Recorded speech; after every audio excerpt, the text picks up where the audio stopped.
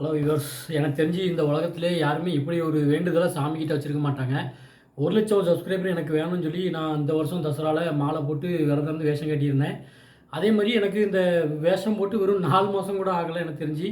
அதுக்குள்ள ரொம்ப குயிக் டைமில் நமக்கு 1,00,000 சப்ஸ்கிரைபர் ரொம்ப ஈஸியா வந்துட்டாங்க. எனக்கு எவ்வளவோ பிரச்சனை இருக்குது. அதெல்லாம் விட்டுட்டு நான் எதுக்காக இந்த 1,00,000 சப்ஸ்கிரைபர் கேட்டேன். அது எனக்கு எப்படி நடந்தது? இந்த சேனல் எப்படி க்ரோ ஆச்சு? எதுக்காக இந்த மாரி தசரா வீடியோக்கள்லாம் போடுறேன்? அப்படிங்கிறத பத்தி தான் இந்த வீடியோ இருக்க போகுது. இந்த வீடியோ கொஞ்சம் ஸ்லோவா தான் போகும். அதனால் கொஞ்சம் அட்ஜஸ்ட் பண்ணிக்கோங்க.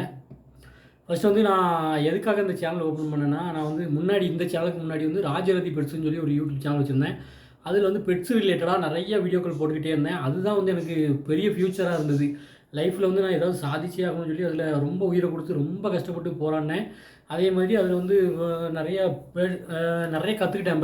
பெட்ஸு எல்லாமே கற்றுக்கிட்டு ஒரு பிஸ்னஸாகவும் பண்ணேன். அதில் வந்து நிறைய காசு வந்தது, இன்கம் நிறையா வந்தது. இந்த பேர்ட்ஸ்லாம் டீலிங் பண்ணுறது, சேல் பண்ணுறது அந்த மாதிரி எனக்கு நிறையா காசு வந்தது. அதில் கொஞ்சம் வழி தவறி அப்படி நான் பச்சைக்கிளியை வந்து அதிகமாக போட ஆரம்பிச்சிட்டேன். நிறையா வியூஸ் போகுது அப்படின்னு சொல்லிட்டு பச்சைக்கிளியை பற்றி பேசுகிறது, வைக்கிறது, நிறையா பறக்க விடுறதுன்னு சொல்லி பச்சைக்கிளியை நான் அதுலேயும் நல்லது தான் பண்ணேன். அதுலேயும் நிறையா சப்ஸ்கிரைபர்களுக்கு கிஃப்ட் அனுப்புறது, பச்சைக்கிளியெல்லாம் பறக்கிறதுன்னு நிறையா நல்லது பண்ணிக்கிட்டே இருக்கும்போது திடீர்னு ஒருத்தர் கால் பண்ணுறாரு. கால் பண்ணி எனக்கு வந்து இந்த மாதிரி மியூட்டேஷன் ரிங் நெக் பேரட்னு ஒன்று வேணும். அதுக்கு முன்னாடி அதை நான் கொஞ்சம் சேல் பண்ணிக்கிட்டு இருந்தேன். ஆக்சுவலாக அது வந்து லீகலா இல்லீகலா அப்படிங்கிறது வந்து டவுட்டில் தான் இருந்தது. அது இல்லீகல்ங்கிற பட்சத்தில் இந்த நரி கூட்டம் இருக்கும், நரிகள் கூட்டம். அவங்க வந்து அதை என்ன பண்ணியிருக்கணும்னா, இது இல்லீகல், யாராவது பண்ணீங்கன்னா நாங்கள் அஃபென்ஸு, நாங்கள் வந்து உங்களை பனிஷ்மெண்ட் பண்ணுவோம் அப்படின்னு சொல்லியிருக்கணும். அவங்க வந்து இதை என்கரேஜ் தான் பண்ணாங்க. எனக்கு வேணும், நீ எவ்வளோ வேணாலும் காசு தரேன், எனக்கு வாங்கி கொடுன்னு சொல்லி அவங்க என்கரேஜ் பண்ணதுனால நானும் சொல்லி என்கிட்ட அப்போது காசு கூட இல்லை. நான் கடன் வாங்கி இன்னொருத்தங்க கிட்ட இருந்து நான் அதை வாங்கி இவர் கேட்குறாரு அப்படின்னு சொல்லி எல்லாம் அந்த உலகத்தில் எல்லாருமே காசுக்காக தான் ஓடிக்கிட்டு இருக்கோம். 2,000 லாபம் வருது அப்படிங்கிறதுக்காக நானும் சரி நான் வாங்கி கொடுக்குறேன்னு சொல்லிட்டு அந்த இதை வந்து நான் வாங்கி கொடுக்குறதுக்காக டெலிவரி போகும்போது அவங்க வந்து என்னை பிடிச்சிடுறாங்க. பிடிச்சிட்டு ரொம்ப பெரிய பிரச்சனை பண்ணுறாங்க. ரொம்ப ரொம்ப கஷ்டப்பட்டு தான் அதுலேருந்து நான் வெளியே வந்தேன். அப்போ தான் சூசைட் அட்டன் பண்ணுறதுலேருந்து ரொம்ப கஷ்டப்பட்டேன். ஏன்னா எனக்கு இதுதான் ஃப்யூச்சரு, இதுலேருந்து நம்ம முன்னேறணும். நான் எல்லா இதையுமே விட்டுட்டு பேஷன் லைஃப்பில் ஒன்று இருக்குது, இந்த பேஷன் பின்னாடி போகணும். அந்த பெட்ஸு ஷாப் மாதிரி வச்சு ஃபுல் டைம் பிஸ்னஸாக இதை பண்ணணும் அப்படிங்கிற ஒரு இதில் வந்து நான் முயற்சி பண்ணிகிட்டு இருக்கிற டைமில் என்னை வந்து அடித்து கவுத்து எல்லாமே இல்லைன்னு ஆக்கிட்டாங்க. யூடியூப் சேனலில் போட்ட எல்லா வீடியோவும் டெலிட் பண்ணிட்டு நீ எப்படி வீடியோ இனி போடுறேன்னு பார்க்குறேன் அப்படின்னு சொல்லிட்டு என்னை திட்டுறாங்க. ரொம்ப கொடுமைப்படுத்திட்டாங்க. இனி நீ வீடியோவே போடக்கூடாது அப்படின்ட்டு அதுக்கப்புறமும் ரொம்ப டார்ச்சர் பண்ணாங்க. நான் அதில் ரொம்ப போராடி அதுலேருந்து வெளியே வந்துட்டேன். வந்ததுக்கப்புறமும் விடாமல் என்னை ஃபாலோ பண்ணி பண்ணி வீடியோவே போட விடாமல் ரொம்ப இடைஞ்சல் பண்ணிக்கிட்டே இருந்தாங்க. அதனால் நம்ம தோற்ற இடத்துல தான் ஜெயிக்கணும் அப்படின்னு சொல்லி தான் நான் முத்தாரம்மன்கிட்ட வேண்டிக்கிறேன். எனக்கு ஃப்யூச்சரு, லைஃபு எல்லாமே ட்ரீமு, ராத்திரி பகலாக 1 மணி 2 மணி வரைக்கும் உட்காந்து நான் பண்ணது எல்லாமே தெண்டமாக போச்சு. என்னைய வந்து நானாக விட்டுருந்தா பரவாயில்ல, எனக்கு வராமல் தெரியாமல் இல்லை வேறு ஏதாவது நடந்து விட்டுருந்தா பரவாயில்ல. ஆனால் அவன் வந்து என்னை தடுக்கிறதுக்கு யார்? யாரோ 4 பேர் வந்து என்னைய பிடிச்சி மிரட்டி நீ பண்ணக்கூடாதுன்னு சொல்கிறதுக்கு யார்? நான் வந்து இதெல்லாம் பண்ணியே ஆகணும், நான் இதில் தான் ஜெயிச்சே ஆகணும் அப்படின்னு சொல்லிட்டு நான் எனக்கு எவ்வளோ கடன் பிரச்சனை, உடல் ரீதியாக பிரச்சனை, வேலையில் பிரச்சனைன்ட்டு பல பிரச்சனைகள் இருக்கும்போது நான் இந்த சப்ஸ்கிரைபர் 1,00,000 தான் வேணும்ன்ட்டு முத்தாரம்மன்ட்ட மாலை போட்டு 12 வருஷம் கழிச்சு நான் வேஷம் கட்டுறேன். எனக்கு இதுதான் வேணும், எனக்கு கண்டிப்பாக வேணும்னு சொல்லிட்டு நான் அடம் பிடிக்கிறேன். அடம் பிடிச்சிட்டு அந்த நான் எய்ம் பண்ணது அந்த எவன் என்னையை அசிங்கப்படுத்தினானோ அவன்கிட்ட நான் ஜெயிச்சு 1,00,000 சப்ஸ்கிரைபர் வாங்கி அவன் மூஞ்சில் முகத்தில் கரிய போசணும். நான் அதில் வந்து ஒரு பெரிய ஆளாக இருக்கணும் அப்படின்ட்டு நான் வந்து பொதுவாக ஜென்ரலாக எனக்கு இந்த மாதிரி அதே இதில் எனக்கு யூடியூப்பில் 1,00,000 வேணும். நான் என்னை வந்து ஊர்லேயும் ரொம்ப டேமேஜ் ஆகிடுச்சு. நம்ம ஊர் கிராமம் ஒரு சின்ன விஷயம்னாலே பரப்பி விட்டுருவாங்க.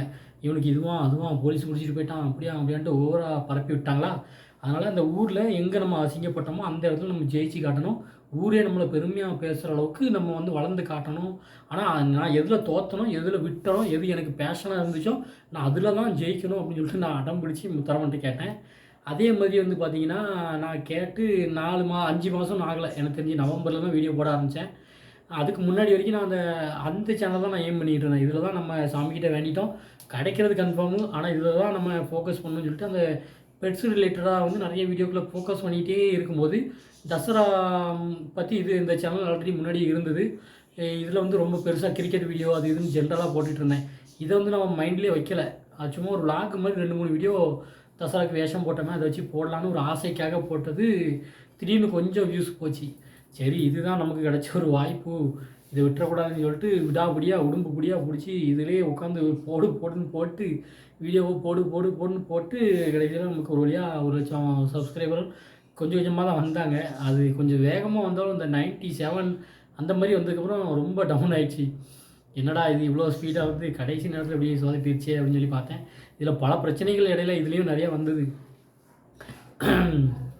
நம்ம மக்கள் மத்தியில வந்து பிரச்சனைகள் இல்லாமல் நம்ம எங்கேயுமே வாழ முடியாது. எந்த தொழிலுமே பண்ண முடியாது. எதுவுமே பண்ண முடியாது. இதுலேயும் நிறைய பேர் போட்டி பொறாமை ஸ்டார்ட்டிங் ஸ்டேஜில் நிறைய போட்டி பொறாமை. இவன் எப்படி வீடியோ போடுறான்? இவனுக்கு என்ன இவ்வளோ வேக வேகமாக ஏறுது அப்படின்ட்டு நிறைய பேர் என்ன இப்படிலாம் வீடியோ போடுற? இது தப்பு, இது பாவம், நீ உனக்கு என்ன தெரியும் சாமியை பற்றி? அப்படி இப்படிலாம் பேசுனாங்க. ஆனால் இப்போ வந்து எல்லாருமே எனக்கு முழுசாக சப்போர்ட் பண்ணுறீங்கன்னு நான் நம்புகிறேன். என்னோடய 1,00,000 சப்ஸ்கிரைபர் எல்லாருக்குமே ரொம்ப ரொம்ப நன்றியை தெரிஞ்சுக்கிறேன். இந்த சேனல் வந்து உருவானது இப்படி தான். இதை வந்து எனக்கு நம்ம யூடியூப் சேனலில் ஷேர் பண்ணணும்னு ரொம்ப நாள் ஆசை. அதனால தான் நான் இதை ஷேர் பண்ணியிருக்கிறேன். நீங்கள் நினச்சிருக்கலாம், இவன் என்னமோ நேற்று வந்தான் திடீர்னு வீடியோ போட்டு இப்படி போயிட்டான்ட்டு. ஆனால் இதில் வந்து என்னோடய டெடிகேஷன் இருக்குது. நான் 1 மணி 2 மணி வரைக்கும் கஷ்டப்பட்டு உட்காந்து எடிட் பண்ணி டைம் கிடைக்காம பிச்சைக்காரன் பைத்தியக்காரன் மாதிரி அலைஞ்சி திரிஞ்சு முழு ஹார்ட் ஒர்க்கை போட்டிருக்கிறேன். அதேமாதிரி நான் முன்னாடி அடி வாங்கிட்டு வந்ததுனால மட்டும்தான் இதை வந்து உரும்பு பிடி மாதிரி பிடிச்சி இவ்வளோ வேகமாக வந்திருக்கிறேன். இந்த லக்குங்கிறது வந்து யாருக்குமே அவ்வளோ ஈஸியெலாம் அடிக்காது. 1,00,000ங்கிறது சாதாரணமாக தெரியலாம். நிறைய பேருக்கு நிறைய பேர் வாங்கியிருக்காங்கன்னு தெரியலாம். ஆனால் இந்த யூடியூப் சேனல் ரன் பண்ணுறவங்களுக்கு இது எவ்வளோ கஷ்டம் தெரியும். 1,00,000ங்கிறது சாதாரண விஷயமே கிடையாது. இது இவ்வளோ தூரம் நான் கொண்டுட்டு வந்தது வந்து ஹார்ட் ஒர்க்கு. ஆல்ரெடி அடி வாங்கினது மட்டும்தான் ஒரு ரீசனு. அதனால் இது எதுக்காக நான் சொல்கிறேன்னா, இப்போ நிறைய பேருக்கு தெரியும், எல்லாருக்குமே தெரியும் லைஃப்பில் ஒருத்தன் வந்து லக்கில் வந்துட்டான் அப்படிங்கிறத விட அவனுக்கு பின்னாடி என்ன இருக்குதுன்னு நம்ம டீப்பாக ஆராய்ச்சி பார்த்துக்க மாட்டோம். அந்த மாதிரி எனக்குள்ளே பின்னாடி இருந்த வழிகள் அதெல்லாம் ஷேர் பண்ணணும் அப்படிங்கிறது தான், அதுக்காக தான் பண்ணேன். இது அடுத்தவனோட வழி வந்து நமக்கு என்றைக்கும் தெரியாது. இதெல்லாம் ஒரு சாதாரண விஷயமா உங்களுக்கு தெரிஞ்சாலும் என்னோடய ஹார்ட் ஒர்க்கு, என்னோடய பேஷன் எப்படி இருந்தது, எப்படி சாமியால் எவ்வளோ ஈஸியாக எனக்கு மாறுது, சாமிக்கிட்ட நம்ம வேண்டுனா எவ்வளோ ஈஸியாக கிடைக்கிது அப்படிங்கிறத மகிமையாகவும் ஷேர் பண்ணலாம் அப்படிங்கிறதுக்காக தான் அந்த வீடியோவை நான் மெயினாக ஷேர் பண்ணுறேன். ஓகே வியூவர்ஸ், அடுத்த வீடியோவில் வந்து சந்திக்கிறேன். தேங்க்யூ ஃபார் வாட்சிங்.